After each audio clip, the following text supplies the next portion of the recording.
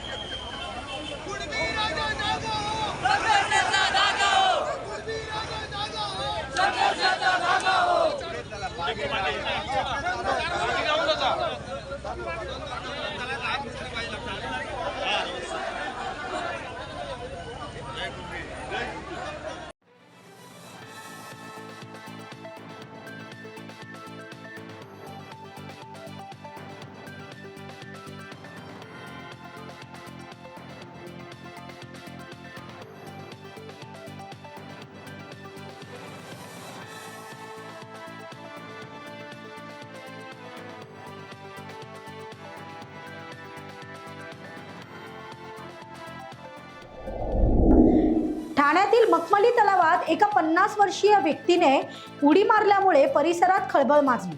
हा प्रकार लक्षात आल्यानंतर स्थानिकांनी त्या व्यक्तीला तलावातून सुखरूप बाहेर काढले। पोलीस ठाण्यामध्ये केलेल्या गोळीबार प्रकरणी अटकेत असलेले कल्याणचे आमदार गणपत गायकवाड यांचे बंधू अभिमन्यू गायकवाड यांच्या श्री साई केबल कार्यालयाची तोडफोड करीत कर्मचाऱ्यांना बेदम मारहाण करण्यात आली। अभिमन्यू गायकवाड यांच्या कार्यालय तोडफोडीच्या प्रकरणात नक्की कुणाचा हात आहे याची पोलीस चौकशी करीत आहेत।